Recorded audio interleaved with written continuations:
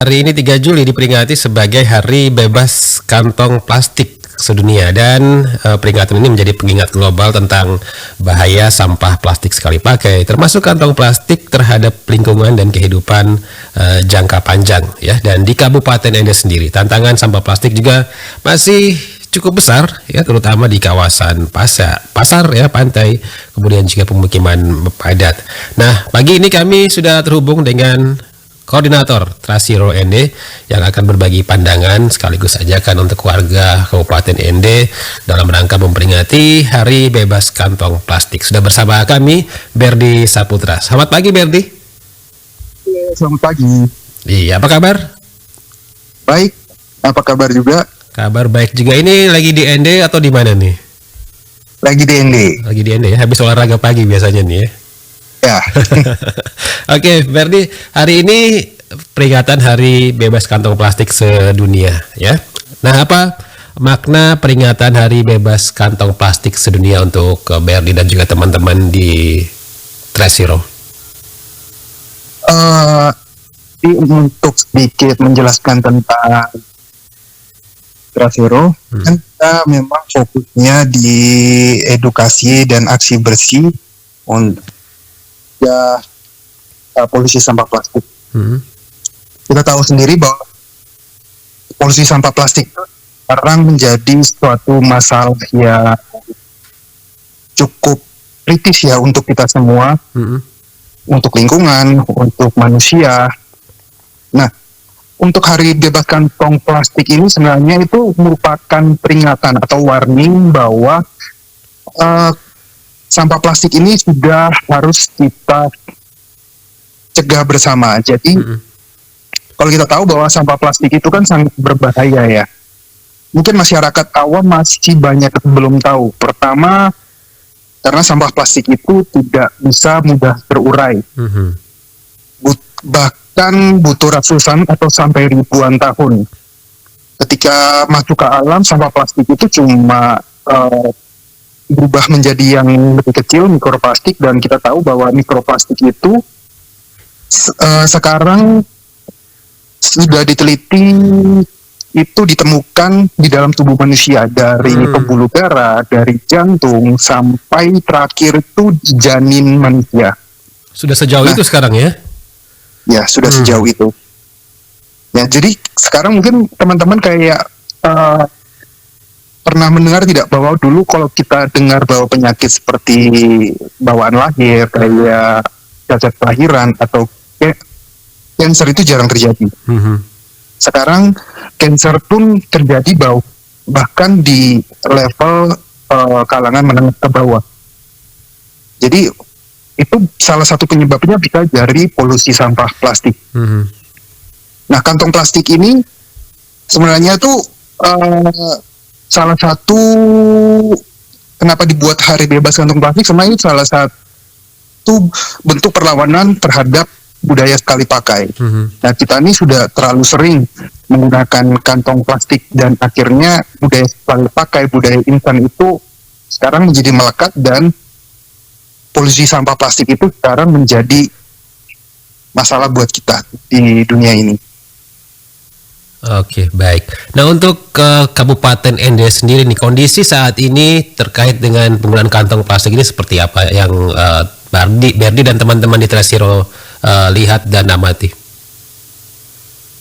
Kalau untuk saat ini, menurut saya penggunaan kantong plastik masih sangat masif karena memang belum ada peraturan untuk pelarangan.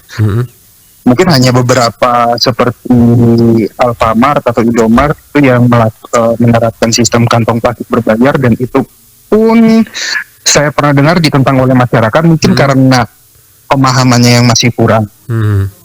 Baik. Dan apa yang perlu dilakukan?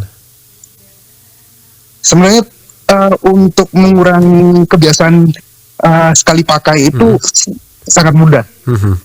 Jujur saya sendiri dengan teman-teman sudah, ya kita di Trasiro sudah jalan 5 tahun, saya sendiri sudah tidak pernah belanja menggunakan kantong plastik. Jadi awalnya memang mungkin ribet ya, harus bawa kantong plastik sendiri atau tas belanja sendiri. Sorry, bukan tas kantong plastik ya. Tapi kita bawa kantong belanja yang bisa dipakai ulang.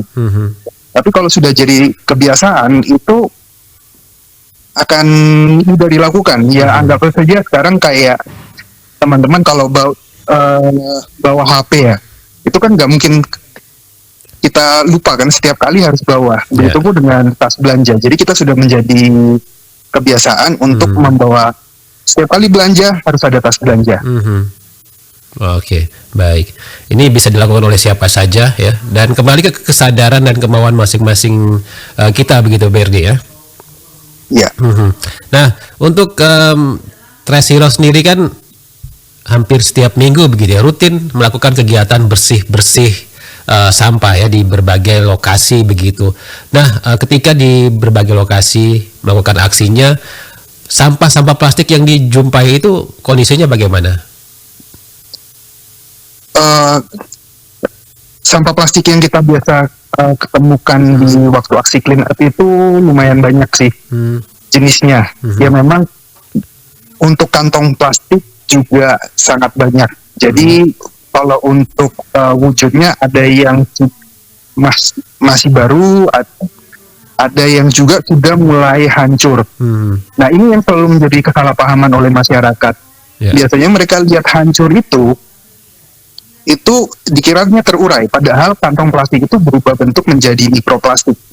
Ketika sampai ke laut, itu biasanya mikroplastik itu akhirnya dimakan oleh ikan-ikan, plankton, dan akhirnya sampai juga ke dalam tubuh manusia.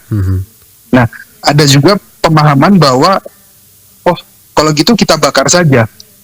Ini sebenarnya juga pemahaman yang sangat salah, karena pembakaran sampah plastik itu lebih berbahaya karena bisa langsung melepas racunnya itu ke udara, yaitu racun dioksin, di mana racun dioksin itu hanya bisa disimpan dalam tubuh, khususnya perempuan itu hanya bisa dikeluarkan ketika melahirkan. Oke. Jadi ini efeknya sangat berbahaya sekali ya. Tidak ada pilihan lain kecuali kita memerangi nih ya yang namanya sampah plastik, Berdi ya.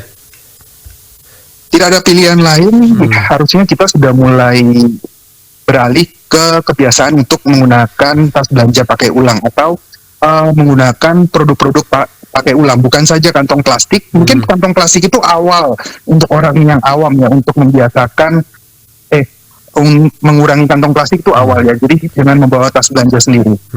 Dan ke depannya ketika mereka sudah mulai terbiasa, bisa juga membiasakan mulai dengan bawa tempat makan sendiri atau bawa botol minum sendiri, sehingga kita bisa mencegah penggunaan plastik sekali pakai. Oke, baik. Berdi, dari beberapa tahun turun beraksi bersama dengan Trace Hero, sudah ada perubahan ke arah yang lebih baik belum? Lumayan. Jadi untuk beberapa mitra kayak sekolah yang pernah kita edukasi itu sudah mulai aware. Jadi mereka juga sudah mulai mewajibkan anak-anak untuk, biasanya kalau di sekolah ya, di sekolah itu mereka mewajibkan anak-anak untuk bawa botol minum sendiri, terus bawa tempat makan sendiri, terus kemarin sempat dengar di salah satu perguruan tinggi yaitu di Stipar, mereka bahkan sudah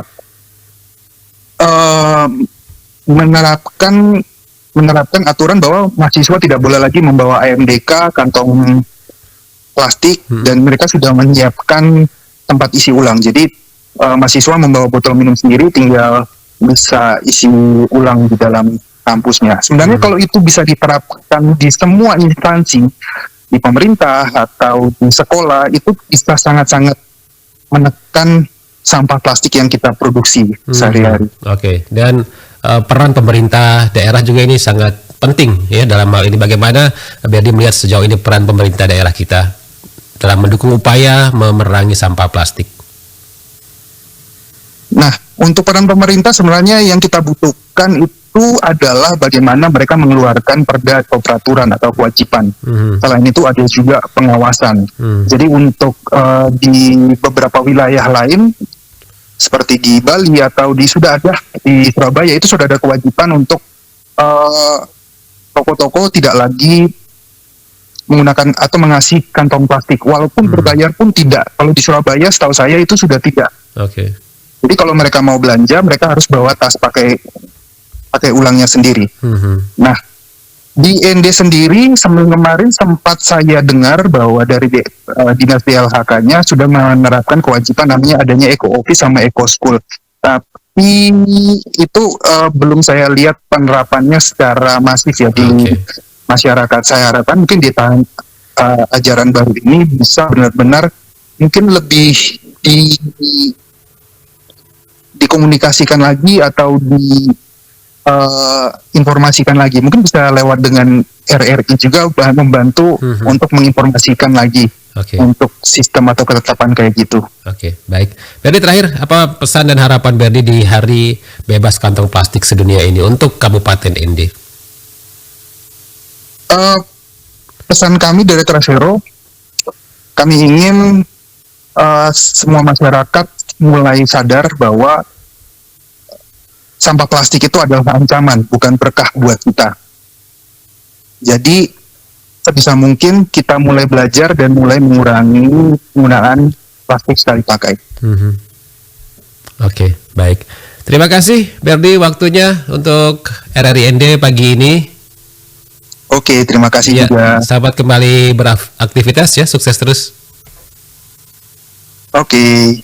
Pendengar, baru saja bersama Pro 1 RRI ND pagi ini Berdi Saputra, Koordinator Trasero ND, membahas terkait dengan Hari Bebas Kantong Plastik Sedunia yang diperingati hari ini, dan juga tadi bagaimana kondisinya dengan Kabupaten ND terkait dengan penggunaan kantong plastik ini, dan diperlukan tadi ya kesadaran kita semua, kemauan dan tekad kita semua dari pemerintah, masyarakat, dan stakeholder terkait ya untuk bersama-sama mempunyai kesepakatan untuk memerangi kantong plastik ini.